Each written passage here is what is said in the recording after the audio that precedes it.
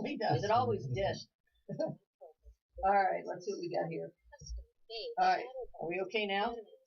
Yes, it's one last commercial, and then it's going to be 3 o'clock and more stuff. Then we're ready. Conversations and discussions about their time served, their memories, and their powerful experiences. Your hair looks good. You look really nice. I do my own hair. Marvelous. I cut my own You hair all now. say that. Oh, there's Karen. Hey, Karen. Karen Mahoney, what you talk about We're going to today? talk about you. We're going to talk about Karen Mahoney today. Let's talk You about ask us what we're talking about, we're just going to blast you. Come on in. There's Kim. Come out here, Kim. Say hi. No, that's Lynn. Oh, Lynn. Okay, Lynn. You're on here, Lynn. Say hi. Oh, sorry. Lynn. There's Lynn. Hello. Stick your space in there. This is Lynn. Oh, hello. Lynn's a new host here. She does. Tell them what to do. I am the host of the Wild and Precious Optimal Living Show, and I love to talk about all things related to increasing the resilience of your health in times of stress. Perfect. So tune in. When's the show air? On Fridays, every other Fridays at 2:30 p.m. My husband's also on the other Fridays that I'm not 2:30 Mountain Time, So- and same thing. Same thing. So 2:30 on Fridays. If you want to learn how to optimum health and live better and manage stress and yoga and all the good things for you, tune in. Catch Lynn and her husband. What's his name? Dr. Sam. Dr. Sam. Okay. Thank you. Sure. Oh, she said hi, Lynn. Hi. Yeah, so we say hi already. So anyway, that's really going to be a great show, I think, Henry. I think that's really her smart. shows. Yeah. It started off, everybody starts off like that. It's kind of new and they get used to it. Third, fourth show, man, hers took off on the third Well, show. right now it's what everybody needs. Yes. I mean, let's face it. And she's giving it to me hard. She comes, well, she was already in here. I didn't know she was in here. She goes, hi. I hit the ceiling like bam. Well, Yeah. I don't have my headset plugged in. Sorry if it was on the air and I don't have my headset plugged in. Probably would help. Oh, let me see. Oh, it's not even plugged in. We're probably playing the Archies. I started with the Archies Sugar on the other end, and then I can't remember what's followed up after it.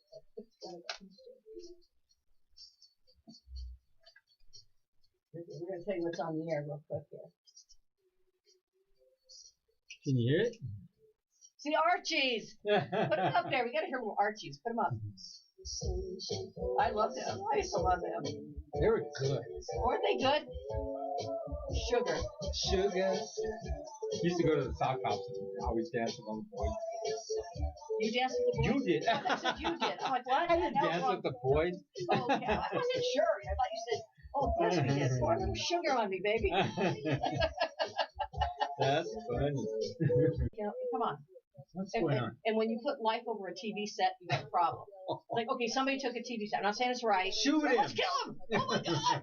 It's a $368 plasma TV. No, but you know what? This Kaepernick knelt, Uh-huh. and the other guy knelt. Yeah. Nobody got all upset on the other one, but Kaepernick, they got pissed. Yeah, it's whole thing. Isn't that funny? Weird. Hi, Rich. There's Rich. Hey, He's the new Rich. Grandpa. He's the new Grandpa. Gramps. Gramps. We're going to call him Gramps now. And no, there's Dallas. Hi, Dallas. She's watching from, she's either in Florida or Peoria. I'm not sure where. So we've got a lot of people hopping on. But anyway, yeah, it's going to be interesting as we navigate all these new things that are going on. So much. Well, so much. I mean, so many idiots, so little time.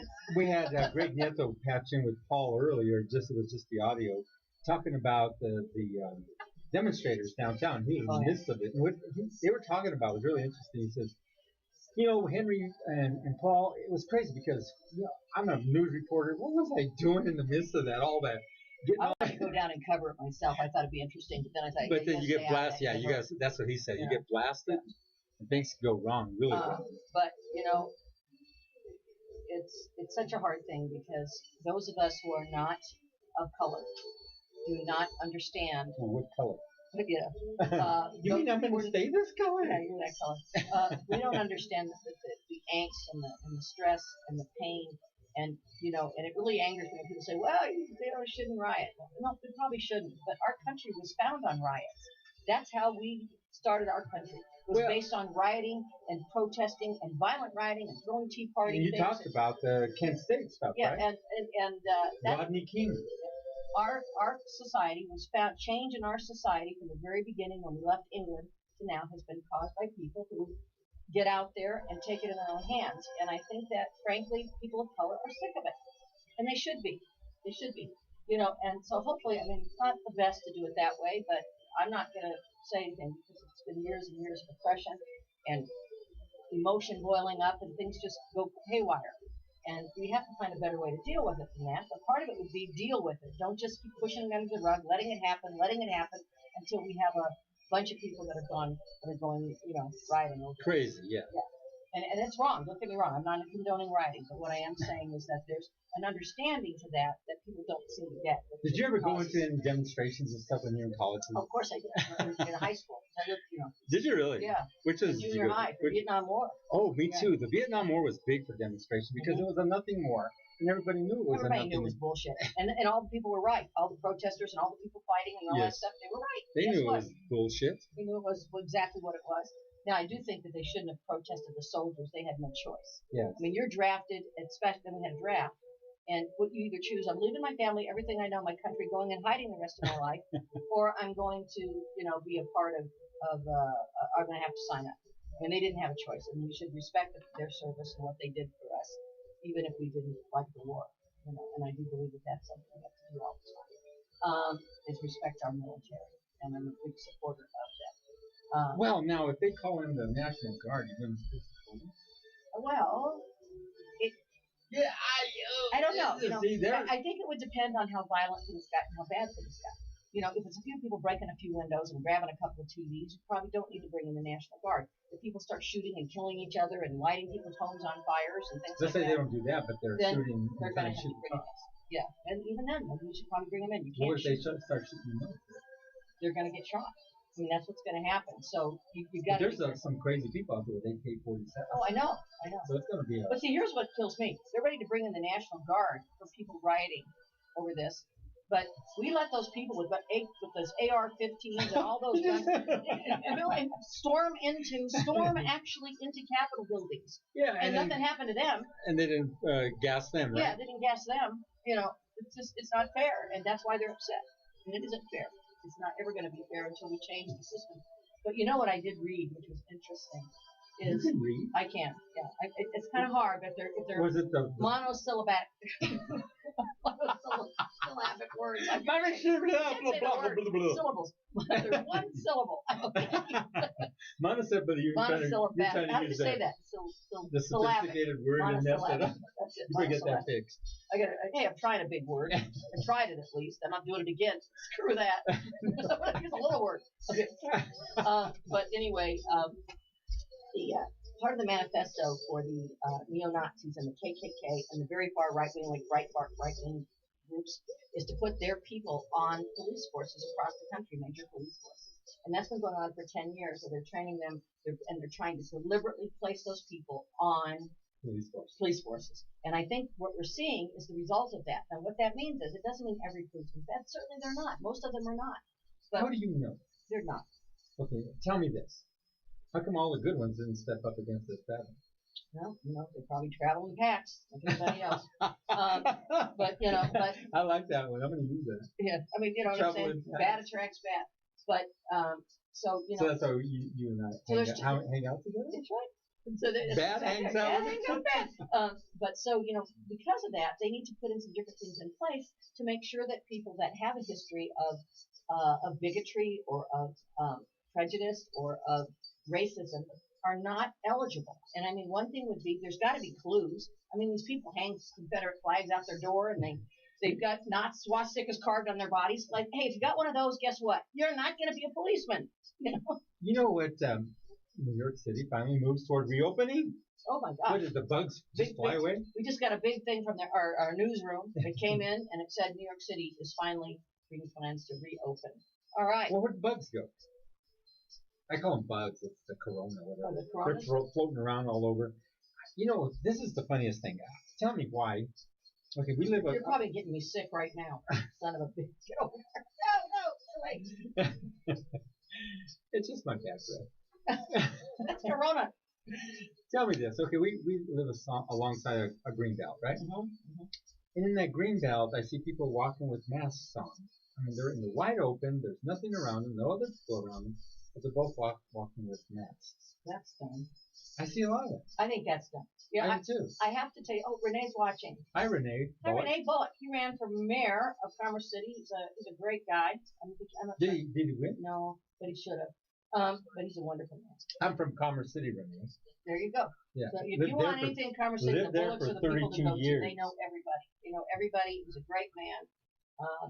I would vote for him for governor. I wish he would run for something better than mayor because I can't vote for you because I don't live there. Run for state senator, something really big and we can help you. Because he's a good man. So anyway, what I was going to say is that there's been so much crazy going on, and obviously it's, I think that one of the hardest things for us to do is to take a step back. If we're not in that race, we do not know what they deal with on a regular basis. And I think the hardest thing for us to do is, yes, we can be angry and I can be upset because I don't like to see that. But I also can't walk a mile in those shoes. There's nothing I can do that would allow me to do that. And so you have to take a step back and say, I'm going to support you, and I'm not sure how that looks, but you need to help us so that we can, because we have to stop this. It's absolutely horrific.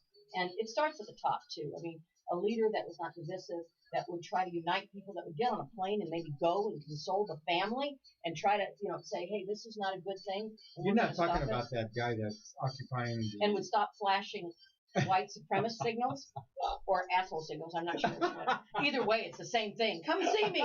Oh, asshole signals. Oh, that's what it is in sign language. And then it's a white supremacist. I mean, and it's kind of the same thing, really. Right? Hey, if you're out there and you're watching, you're one of these. Screw you. No. Oh my God. That's well, funny. You know what I mean? It's like I know exactly. It's like, come on, give me a break. It's so bad. But anyway, let's move on. Let's talk about some fun stuff. Because, this is not fun, and we got to laugh a little bit. But we also need to address what's happening. Right now, it's things are being brought to our attention. Well, like I was saying, Greg Nieto was on with Paul earlier with Channel 31, Channel 2, and they were talking. It was just so funny the way he explained. He goes, it ain't like it used to be. Now they tear gas you. They send the big rubber bullets at you. I know. And yeah, he said, man, you have to be very. Hello. Hi, Isabel. How do you know? Yeah, she's really wonderful. I've done it for a long time. And there's Holly. Hi, Holly. Anyway, what I was and Jane. Hi, Jane. Gosh, people are hopping on left and right.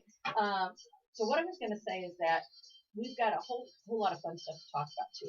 Not just icky stuff. Let's kind of switch. Everybody hears icky stuff all the time, so talk about some fun things. One of the things that's fun. Did you know the strip clubs are reopening in Colorado?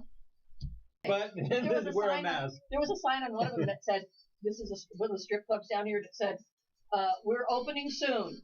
All the girls are wearing masks and nothing else." Yeah, and all the guys are walking out with stuff on their eyelashes.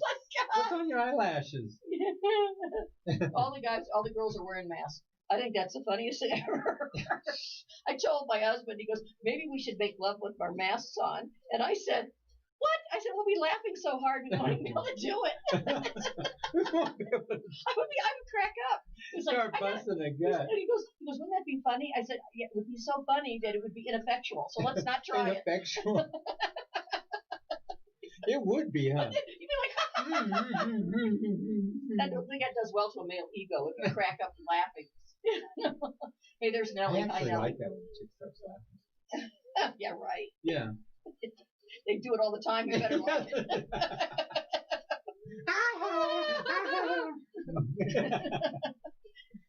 That wasn't funny. Was there a reason? I thought they just called you Little Henry because you were kind of short. Giving you a hard time. All right, that's what they all did. No. Okay. Anyway, let's talk about some of these fun things. So let's. Oh, there is a glazed or jelly donut bear. There's a donut that was in the city, and there was a bear that was in the city, and he was roaming around, and this was in Fort Myers, Florida, by the way. So he wasn't social distancing like everybody else in Florida. They just go out and do anything they want. They're all going to be sick. But anyway, so he was running around, and so they used a glazed donut and jelly donuts, and he loved donuts, and they put him in the cage, and then he got in the cage, and that's how they caught him with donuts. You know what that sounds like? I used to love that show. I still love it. It's a little boo boo. And the other one, Quick Draw McDraw. All the dudes are thinning around here, Bubba Louie. Yeah, all the things. Is that a You got a picnic basket? Oh, Yogi! Was there a little bear? I didn't like the Remember little that? one. You didn't like the little one? Oh, hell, I don't know. Okay. A little chicken, it's like a chicken. Goodbye. I liked Yogi. He was cool. The little one was kind of stupid. Hey, Yogi. Hey, Yogi. Get up and get a picnic basket. And then what else was Snaggletooth or Snagglepuss. Snagglepuss. Yeah. Exit, stage left. Exit. Remember, he would always go exit, stage left, or stage right. Stage right, yeah. He was cute. That was a fun one. So anyway, this must have been Yogi Bear who got caught with donuts in Fort Myers, Florida. All right, so now. Do you like donuts? I love donuts. Oh, me too. Do you ever go in the morning on Sunday to go get some donuts? We get them sometimes otherwise. But I like glazed donuts. I'm a glazed donut freak, and I like the cherry filled, like the filled ones with the cherry or whatever. Good. I like them. You're seeing it. Wasn't a big blob of cherry. And Danish is like, I like those big chips. they're like I'm big. Leaves me out. That leaves out little Henry. there's Robert. Hey, Robert. He's a great guy. There's so many. It's fun to see him.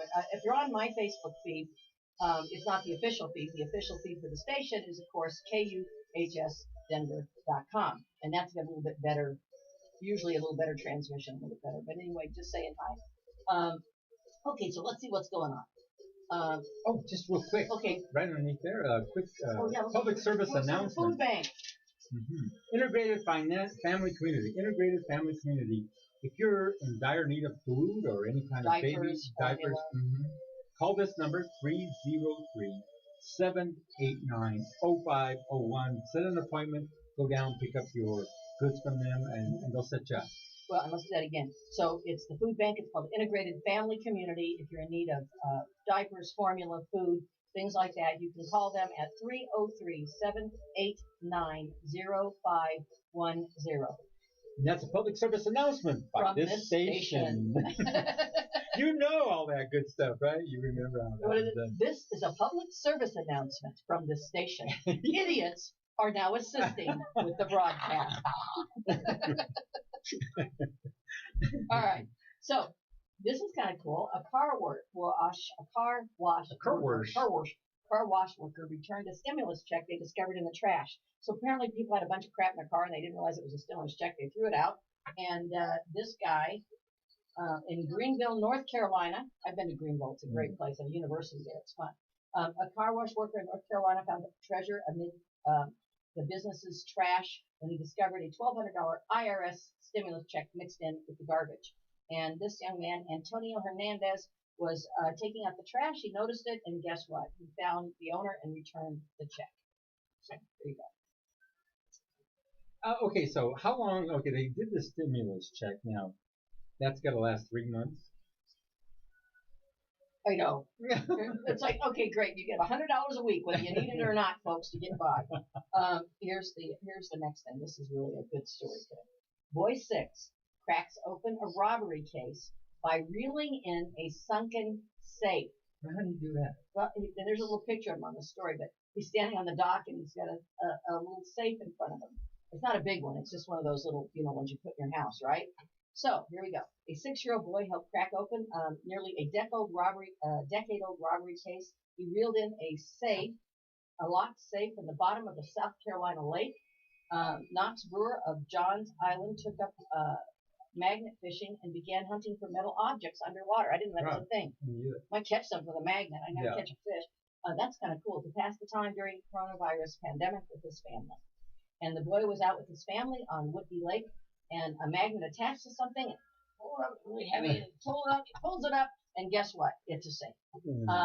So it's a waterlogged lockbox containing debris-covered jewelry, credit cards, as well as some checkbooks, according to the video discovery. Wow. The right thing to do with that was call local authorities, and they did, and they got them involved, and they returned the jewelry to the police, and I don't know, let's see if they found who it was. They returned to a woman who lived across the street from the lake.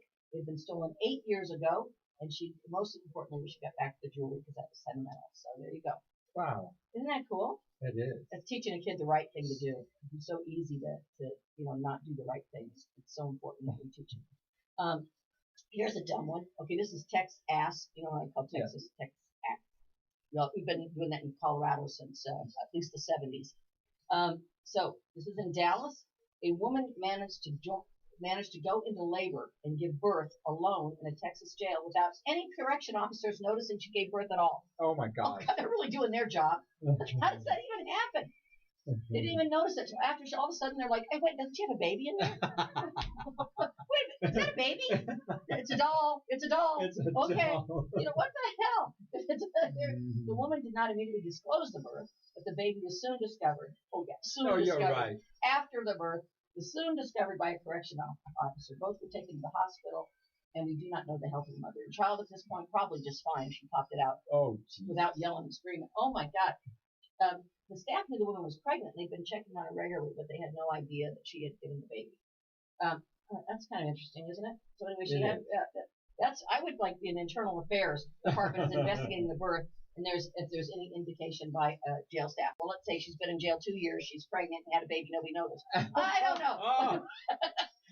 Where's the warden? Come here, warden. Yeah, come here. I'd be checking, I'd be doing some DNA on the male security guards. I mean, seriously. Yeah. How does that happen? I don't know how it happens. But, You know how it happened. I mean, she's in a woman's prison. Yes. She's been there for 2 years. And then she comes out pregnant. She comes out pregnant. Oh, wait a minute. And they're all women. It's Jesus. Jesus. She named the baby Jesus. Jesus Hernandez, come here. Yeah, Jesus, come here. This is your mother, Mary. Mary Hernandez, Jesus. But that is hilarious. Hello. There's something's not right. I admit, maybe don't have to be really smart for that. Hey, there's Cindy. Hey, Cindy in Arizona. Did you get your I like her name, Cindy Newton Ludwig. What was That's a drum company. Is it? Ludwig. Cindy Newton Ludwig is a drum company. Well, Ludwig. Oh, Ludwig, yes. Ludwig drums. Mm-hmm. I went to school with Cindy. I've known her, and I went to catechism at St. John's in junior high. Call me. She knows lots of bad stories. I know this is it. When she comes in town next, I'm going to have her be a guest on the show. Yeah, we'll get that. We'll get. I want to bring the kumquats in when it comes. I've always had. Henry. No, it's just me. I'm blushing. I'm making myself blush. Don't do that. We're going to bring the kumquats in for a kumquat show. That's right. I gotta cool myself off. All right, let's see what's going on here. Now, in other news, I just still can't get over it. They just didn't notice. It's a baby. Where'd the baby come from? How could they not see a baby in there? This is another one that's actually a classic. Escaped Colorado inmates pretend to be immigrants and they get themselves arrested and try to get deported. So this is in Arizona. U.S. Border Patrol says 2 men who escaped from a Colorado prison said they were Mexican immigrants who wished to be deported when the agents were patrolling and found them. So after some more questioning, they discovered the men were actually 35-year-old Jose Rodriguez and 42-year-old Raul. Raul. Not Raul. Raul Guzman. And they had escaped a minimum security facility in Florence, Colorado. They ran off there and were trying to pretend they were illegally in the country so they'd get sent to Mexico. That's actually brilliant. It is. And I'm surprised they didn't. I tried that several times. Yeah, that's pretty smart, actually. That's funny. Oh, God. I like this one. Have you seen the restaurants that do bumper tables? Yes. So there's a company that's making, like, you remember those little bumper boats you'd have with, there'd be like a tire, and there'd be like a round tire around them, and you'd sit in the middle and you'd drive them like in the lakes. But they've now taken those and they put a table and you stand in the middle and there's this thing around you, and you can go to a restaurant and you just can't get any closer than that to the bar or restaurant people. So they're putting people in giant bumper walkers. I still don't believe this pandemic thing. I know it's real and they're throwing it out there, but in some cases it's not even right. No, it's not. Cindy said she'd love that. Okay, you're on. When you get here, you're in. You're on. You would love the that? guest. She's going to be on the show with me, live and in person when she gets here this summer. The kumquat. We're going to get the story on you. Oh, she all the hot, juicy stuff. Yeah.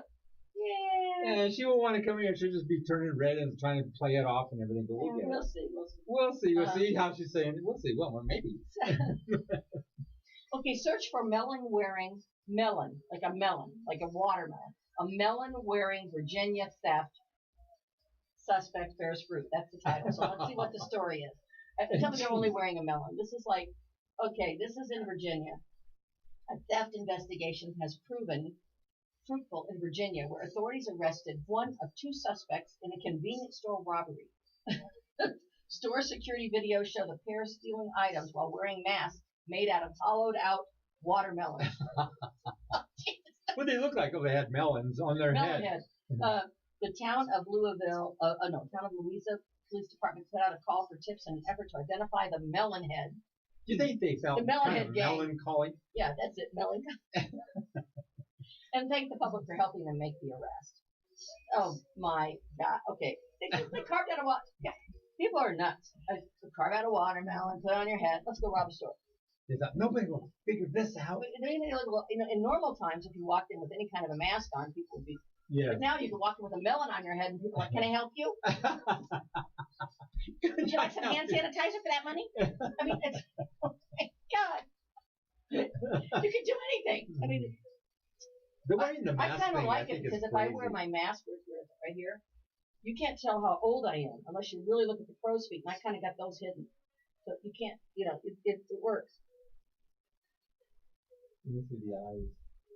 She's got bedroom eyes, my God. That's why she says you can't tell how it's with her eyes. Okay, Henry. You gotta put the mask on and do those eyes. That's what you do with you guys in bed, you say? Masks on? I know. It'd be funnier in heck, isn't it? Oh, My husband's like, we should do that. I'm like, we'll laugh so hard we won't be able to. You heard Victoria's Secrets is going down or going out of business, right? And that would be perfect mask. You know, Oh yeah. don't you think that? Oh yeah. Oh yeah. No, really. Think about it. Perfect mask. Henry. All right. Let's see. Sorry, but I was just thinking. You know. I'm trying to just. Porn actor Ron Jeremy. Oh, right away, get into porn. I say a little You something said about I'm doing this. This is a headline. Porn actor Ron Jeremy fighting to save childhood tree. Guess he wants to save the wood. Save the wood. Oh my God. Yeah. See, look. Let's get right into it. Hi, Sue. It's Weaver. Oh my God. Let's see who's on there. Do we have anybody to say hi to the people all around the world, everywhere around the world, watching us be stupid? I can't pull that up. You can't pull that up. I'd have to pull this down to pull that up. All right, so we'll just say hi to them anyway because we know they're always here All over the place. all over the place. So hello everybody all over the world. New York, I can't give you a Morocco. shout out. I was seeing Morocco. Morocco's on a lot. New York is on a lot. India. We have a lot in Japan. Yeah, a lot in Japan. Yeah, and we also have listeners in Indonesia. Italy and in Spain. We have a lot The in northern Spain. quarter, Yeah. Spain. I got a big. We got a ton in Spain. Oh, Yeah. there's a lot. So we'll say hello to everybody around the world. San Francisco and down in Dallas, Texas at this time. For some reason, I'm not sure. I don't know. We have a lot of listeners. I don't know why because we make fun of Texas all the time. They should That's hang up probably on why. us. Those mofos. Send them a letter bomb. Or the other come after us. Put on their big hat and come down here and get Put us. on a watermelon head. Yeah, well, yeah. Oh, Who's that? Anyway, Texas. actually, I do like Texas. I like Austin. That's it. she didn't even go on. I was waiting. I like for more. Austin. I like- Actually, what is that? By the ocean, there's some sand. El Paso. Well, we have good friends there, but it's kind of I don't think I want That's to a go there. Mexican story. It's El Paso. oh shut up. That was cute, man. Mexican quarterback El Paso. Right? No? You have to think of some other terms like that. I know. Okay, so here's one. A Virginia family is out for a ride. Why can't this happen to me? Okay, why? And finds nearly $1 million in the road. What? Yeah. And they turned it in. I don't know. Let's find out. They must have, or they wouldn't have the story. Good God. They'd have grabbed $1 million and been living somewhere else. Yeah, I would. Fredericks, Virginia. A Virginia family was out for a ride to get a change of scenery after being holed up during coronavirus and nearly found $1 million in 2 bags laying in the road. Wow. Wow. David and Emily, how do you say that? Shantz? Shantz. David and Emily Shantz. Shantz. David- Take a David chance and- on me. Take a chance on me. David, Emily, Shantz. Left their Caroline County home with their children last Saturday. They drove their pickup over what they thought was a bag of trash, and they stopped and picked it up. And well, there was another bag nearby. And guess what? News sources reported that they tossed the bags in the back of the pickup. They went home to get, dispose of them in their own trash, and when they discovered it contained money. Wow. And they contacted. Now listen to this one. Inside the bank there were plastic bags. They were addressed with something that said cash vault. Wow. Inventory and totaled the money, which was nearly $1 million. Carolina Sheriff Major Scott Moser said authorities have since determined where the money was headed, but they're still trying to figure out how it ended up in the middle of the road in Buchland County. Tell me, Rhonda, would you turn that in? I don't know. That'd be I know. I think so too. I don't know. Moser would not say specifically where the money was going, but he was hoping that the recipients offered chances are a nice reward. How would you launder that? I don't know what I would do, but let's see. Would you just spend it, or they saved someone a lot of money. Well, yeah. First of all, if someone turned that back into me, I would give them $100,000. I would give them 10% of whatever it was. But let's say you just found it. You wanted to launder $1 million. Want to launder $1 million? Okay. The government you can't do that anymore. Yeah, because they have it's all electronic. So first of all, you couldn't put it in a bank. Yeah. If you did, you'd have to.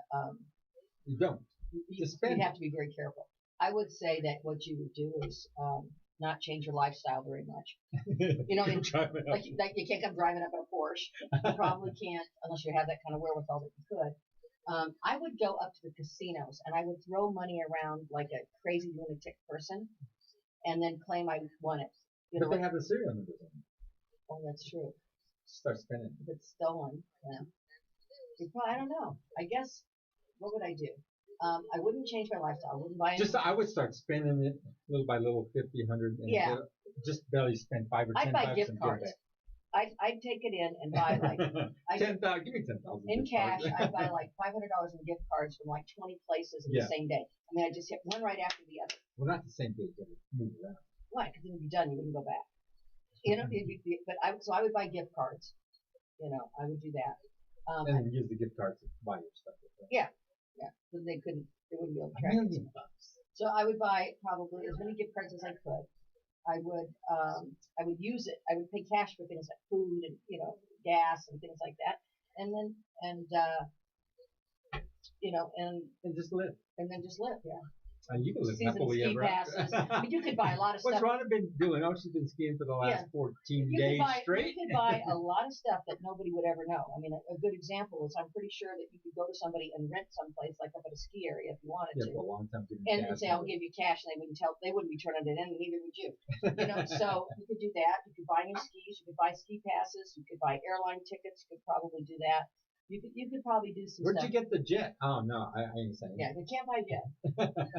And you could also, move some of it around with other people, family members or whatever. Yeah. Well, you have it down, don't you? Don't think about it. I could do it. But I feel guilty because, you have to wonder whose money is it? I mean, what if... And they didn't say, did they? Well, they wouldn't say, probably because they didn't want somebody to get robbed once they said, and we're returning almost $1 million to Henry at 3 o'clock tomorrow. I mean, they'd be like killed. But I don't know. I think you'd have to turn it in. It would be hard to do it. Let me tell you something. It'd be really super hard to do it. Or just turn in part. Yeah, maybe you keep out your reward. Okay, I'll keep out $10,000. No, but you'd have to turn it in. It's not yours, and it would be the hardest thing you ever did, though, wouldn't you think? I don't know. I'd have to give it a thought. There's Ruth. Hi, Ruth. Ruth? Not airline tickets. Oh, Sue said not airline tickets. Don't buy those. But I think the hardest thing you'd ever would do would be to turn it in, but you'd have to. Yeah, it'd be hard. It'd be hard, but you got to turn it.